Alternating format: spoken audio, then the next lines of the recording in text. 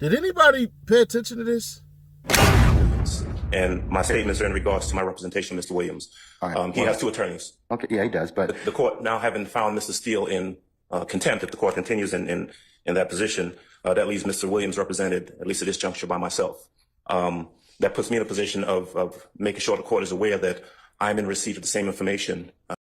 He just admitted he has the same information. He was on the same email. He knows the mole as well. Listen further. Check this out. Received. I'm of the same opinion that the court is engaged in behavior that I believe compromises and corrupts the continuation of this trial. I do believe that we are entitled to and should receive a copy of the transcript so that a full investigation can be made as to what we believe has occurred here. And so I take the same position as Mr. Steele. I am asking for a mistrial, as he did previously, and I'm telling the court that I do not believe that we can proceed at this point based upon the information that we've received. all right. So And frankly, I don't believe the state has any say in that. My statements are in regards to my representation of Mr. Williams, and if Mr. Steele is going to be held in contempt, I have exactly the same position. I also do not. well, believe I asked him, so I didn't ask you. Yeah. So, but I'll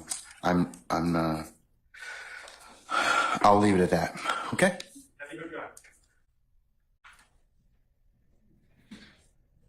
What is it, Mr. Sharp? Thank you, Your Honor. As you know, I represent Shannon Stillwell. On behalf of Shannon Stillwell, I am going to be moving for a mistrial, first and foremost. I just want to clear up a few things that have been said. Today, we were instructed to come 8:30 for a 9 o'clock start. I would not be honest with the court if I said I was here at 8:30, but I was probably here at about 8:40. We did not start till approximately, I'm estimating 11 o'clock. Clearly, we figured something was going on. We were given no information about any meeting, who was meeting, what the meeting was about, or whether the meeting was ex parte or not ex parte, who requested the meeting, who was in the meeting. We were completely in the dark. And quite frankly, we kind of remain in the dark. I am not a false accuser. Okay, I do not just willy-nilly accuse people of things. So I'm not going to throw out spurious allegations like the ones that have been thrown at me over the past couple days that are absurd. But I will say, Your Honor, what I do know is just based on what we've heard over the last 20 minutes, it appears there was a meeting that I knew nothing about that involved Your Honor, the district attorneys, and a witness who had been sworn in. My client was not given an opportunity to be present at this critical stage. This was a critical stage in this trial. That error is a foundational structural error in this case, and it is the cause for an immediate mistrial. Additionally, Your Honor, I believe that this meeting, again, I'm going to ask for the transcript, and I'm going to ask for the recordings as well, should they exist. But I believe that this meeting with a witness without us present may have made the district attorneys and or Your Honor a witness to this in this case, a material witness in this case. And finally, Your Honor, I'm going to ask for as soon as possible, I'm going to ask that these proceedings be halted until we can obtain an accurate final transcript for what occurred where none of the defendants or defense counsel were present for. And also the recordings of that meeting so we can see where we are. Again, I'm not going to sit up here and make false accusations or spurious allegations, but I do think we need to figure out what happened. We need to be in the know and not in the dark about what happened when a meeting occurs with a witness that has been sworn in.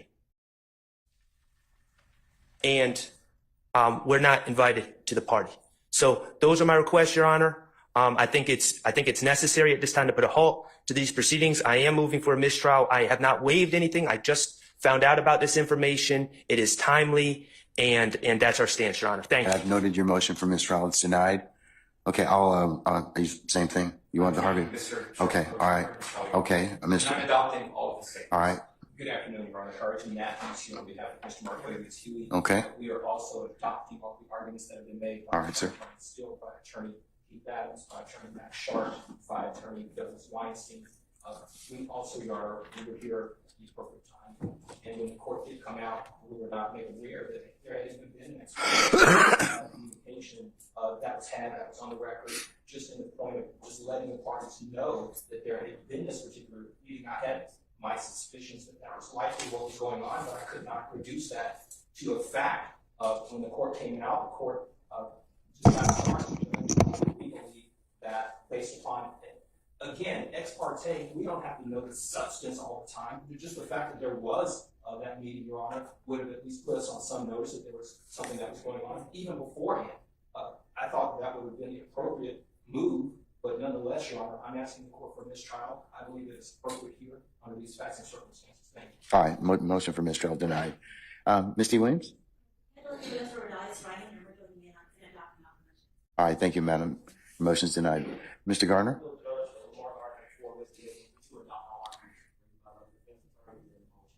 Okay, so noted. All right. Now, if you've been watching this channel since the start of the trial, shout out to you. You've been trooping with the troops. You hear me? But every single time that Keith Adams jumps up and ends up talking to the judge, it's one of the most fascinating things, because it's not just his ability to quote unquote control the room, his tone and everything like that. It's essentially more than that. Bro, do y'all not realize that every single time Keith Adams speaks, it's with perfect purpose? He just told the judge, hey, bro, I got the same info. I did the same thing. I'm doing the same thing. Test my thugging. And the judge basically backed down. I don't know what it is about Keith Adams that scares the hell out of that judge. Maybe because his head might be balder and shinier. I don't know. But one thing I will say is that judge fears Keith Adams. And if I'm Brian Steele, right? Because I was like, bro, wasn't nobody else diving off the rip like that. But Keith Adams basically like, take me to jail too. And the judge refused. And I'm wondering to myself, why is that? Because the judge admits in that same hearing that, hey, Brian Steele, we've had ex parte meetings. Nobody else brought that up. I think AK did. I think AK brought up the fact that they were having ex parte meetings and stuff like that. And Brian Steele had no problem with basically going with that. But also at the same time, too, Keith Adams stepping up and saying that has to make you wonder. Keith Adams has done the same exact stuff that Brian Steele has done as well. The same stuff. He's accused Miss Love of being a liar, of slandering, and doing all of these things. And there hasn't been a need to talk to him about decorum. Never called him unprepared, even though I will say that Brian Steele more so goes off emotions opposed to Keith Steele, who it seems he's more pragmatic as far as his attack towards it, because his tone never shifts. Brian Steele, I ain't say anything. That works for him. It's perfectly fine. Hold on, bro. I clear my throat. Hold on. This video is being sponsored by Body Armor Sports Water. Get you some. Code Visionary. Holy hell. And on top of that, bro, I want to ask y'all this question. How in the hell do we keep missing, well, myself in particular, how do we keep on missing the cues of the finger pointing and signals and all that? Because if you go back and you listen to Friday, Ms. Hilton was doing all that coughing but didn't grab a single bottle of water. Even the judge had to sip his little coffee or Mai Tai, whatever the hell he was doing and everything like that. So I'm wondering, are we missing, I don't want to say Morse code, because if she knows Morse code, she's doing the wrong damn business. But there is something to be said about all that coughing and not trying to take care of it. You ain't pop a Ricola. You ain't do none of that. So the curiosity still remains. But back to the point ahead. Keith Adams was the prosecutor. Keith Adams knows his way around the courtroom. Not saying Brian Steele and nobody else on the defense team doesn't, and not saying anybody on the prosecution team doesn't. And somebody tried to say it's because Keith Adams is black. No, because he doesn't flip out on Weinstein as well. Weinstein is the furthest thing away from black. He might be built like, a black lunch lady, but that's about it. But as far as the dynamic, and I know why. Check this out. So let me take y'all back to where I believe that Judge Glanville thinks that attorney Brian Steele is dirty. Now, years ago, Brian Steele had one of Glanville's freaking decisions reversed, and I think that disdain has always remained. But I want to take y'all to 2022. Travel back in time, baby. On May 17, 2022, the state filed a motion to disqualify Mr. Steele from acting as counsel for Mr. Williams in this case, claiming both that Mr. Steele is a necessary witness for the state and that his prior and current attorney-client relationship with co-defendants named in the indictment cause an unwaverable conflict which disqualifies him from remaining as counsel for Mr. Williams. In brief, the state avers that Mr. Steele's prior representation of two co-defendants, Mr. Martinez Arnold and Mr. Quantavious Greer, and current representation of Mr. Damone Blaylock, albeit on appeal from a conviction on a different indictment, present unwaverable and untenable conflicts of interest. The correct legal framework under which conflicts of interest and ethical clashes are evaluated is discussed below, and the specific and baseless allegations made by the state's motion must be denied. Now, check it out. That don't mean that the judge wasn't on, because the judge literally was saying way back when that Mr. Steele, be careful when you're representing these individuals. And here we go. Legal authority. The extreme strong presumption in a favor of a criminal defendant's counsel of choice may be overcome only when the state demonstrates an actual conflict of interest or the serious potential for such a conflict. I'm not going to read Wheat versus State, but I'll just say that. But basically affirming a grant of habeas corpus relief where petitioner's appellate counsel was forbade by his supervisor from raising claims of ineffective assistance, Johnson v. State, affirming a conviction notwithstanding defense counsel's simultaneous representation of a district attorney in a divorce action which was not shown to have affected the representation. Now, here we go. The Honorable Court's consideration of the state's motion to disqualify lead opposing counsel proceeds in three phases. A determination of whether the motion was timely, a determination of whether the state has standing to seek Brian Steele's disqualification, which includes a determination of whether there is a violation of any ethical rule, and a determination of whether any proven violation should, in Honorable Court's discretion, overcome the strong preference for Mr. Williams to freely exercise his constitutional right to counsel of choice. Only where the state prevails at all three parts of this test may this court then potentially impose extraordinary non-favorable remedy of disqualification, Cardinal Robotics Incorporated versus Moody, explaining that the party seeking disqualification has the burden of showing that remedy is proper. Now we'll go right down to here. The state's motion is so disfavored and viewed with skepticism as the state wants to seek an advantage by separating Mr. Williams and his long-term counsel. An attempt by the state to remove and disqualify lead attorney Brian Steele and Mr. Williams' criminal prosecution, if granted, will result in a constitutional error which rises to the level of structural error, violating Mr. Williams' constitutional right to a fair trial. The right to one's counsel of choice is of constitutional dimension and a structural component of a fair trial. The defendant can show prejudice. This honorable court must weigh these factors against the seriousness of the conflict alleged, assuming the state is able to prove one, and the extent to which the public's confidence in the judicial system would be eroded if the motion was denied or granted. The state's motion to disqualify Mr. Steele was timely. Mr. Williams does not dispute that the state's motion is timely. It was filed within a week of Mr. Steele's appearance as counsel and before arraignment. The state has failed to demonstrate or even address whether it has standing for good cause to move for Mr. Steele's disqualification. That the state timely complained, however, has no bearing on whether it has a right to complain at all. To answer that question, this honorable court must inquire whether the state has standing to move Mr. Steele's disqualification. The state motion does not assert standing and does not discuss the legal tests involved, save for a citation on page 7 that it may, under some circumstances, properly raise the question, and a mere conclusion on page 12 that it poorly did. So here, the state's motion is totally meritless, as discussed below. But we'll get back into it.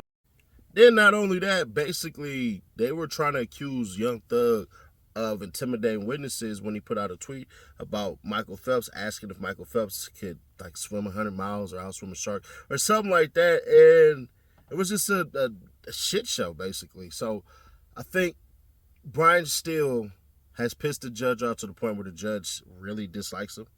Because when we were starting off, the judge was highly unfavorable of Brian Steele. Don't believe me? Here's my video.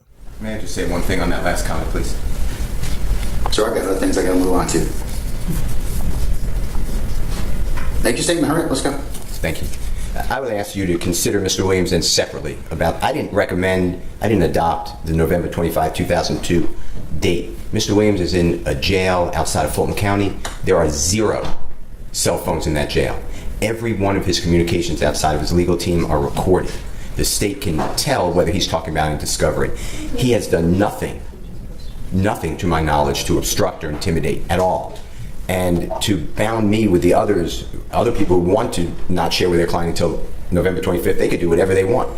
But I have the biggest issues here. I am in all of these overt acts. I have all of these witnesses to deal with. And if I can't share this information with Mr. Williams, I lose 2.5 months of work because I can't share with him information, then that is just not appropriate. If I ask you, if the other people, if Mr. Kitchens thinks that that's great for him, then I don't care what Mr. Kitchens wants to do. He doesn't have to share anything with his client. But I am not agreeing, and I'd ask you to rework, at least for Mr. Williams, this November 25th date. I understand the state's concern, but it should not be with Mr. Williams, because he does not have a cell phone. What date do you have in mind, Mr.? Do you want me to not put a date in here? Is that what you're asking me not to do? I just want to share with Mr. Williams like we do everything. We go over all the discovery all the time, every day.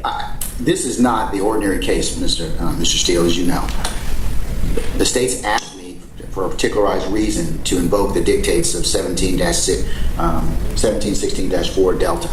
It's a pretty extreme remedy, and it's extreme because of the safety posture of this case. That is the only reason. And if it were not the case, then I would have no reason to do this. So I have to balance ordinarily your right to speak with your client freely, and I'm not in any way saying that that's not important. But I also have to balance the safety and interests of everyone else in this particular case. So that's why I'm gonna adopt that particular paragraph. That's the only reason, and that's why I'm gonna adopt the date. So, you know, that's the reason for the adoption of that particular paragraph. I would just ask you to look at Mr. Williams individually, because he's in a different jail. There's never a cell phone. Zero. There is not a cell phone in the Cobb County Jail. He is in isolation by himself. His cell was just searched yesterday. So I'd ask you to please, for Mr. Williams. All right. And he's also the biggest person. You know, I heard Mr. Kitchen's counsel say there's no witness. There's one witness who's exculpatory to him. We are going to be involved in this case from every witness so far. And I need Mr. Williams' help. All right, sir. Thank you. And I don't think the state carried their burden to show that Mr. Williams did anything untoward towards any witness. I understand that there's a concern. I share that concern. I don't want anybody to get hurt. But I could share this with Mr. Williams within the confines that the court has ordered him, or the sheriffs, I guess, have ordered him to be housed without him giving out this information. I don't believe he would do it anyway, but there are ways to check to see what he's talking about. So I would ask to be allowed to share with him at all times. And I feel very strongly. I wouldn't take your time. I feel very strongly. I understand that, sir. I understand that. Yes, Mr. Geary. What were you going to say, sir? What purports to be an Instagram post from Mr. Williams last weekend, which would have been from the Cobb County Jail. Can't ascertain that I saw him do it. But there was an Instagram post. Hold on 1 second. I think somebody's talking at this point. Someone you know.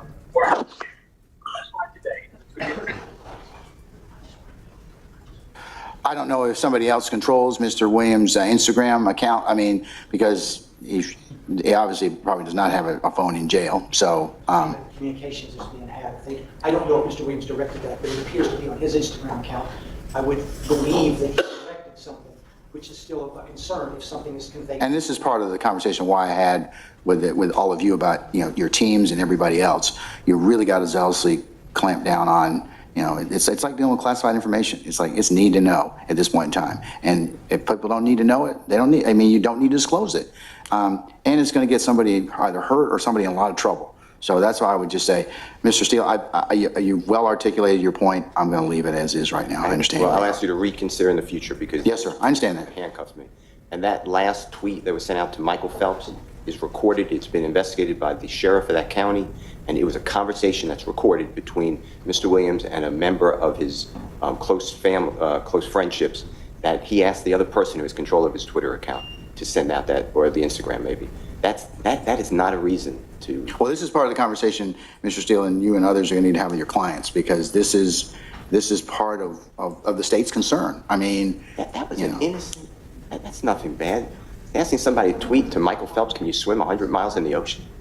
That has nothing to do with intimidation. So I'd ask you. Well, if I can communicate through a family member or somebody else, then I can communicate something else. It's recorded. So? It would be found out immediately. That is a crime. Witness intimidation is a crime. It could be used in front of the jury's consciousness of guilt. That's not going to happen. And there's no evidence it did happen. Well, let's in the abundance of caution right now. I'm gonna leave it. I may change my mind at some point in time in the future, Mr. Steele, but not now. But maybe I'm wrong. Maybe I'm wrong.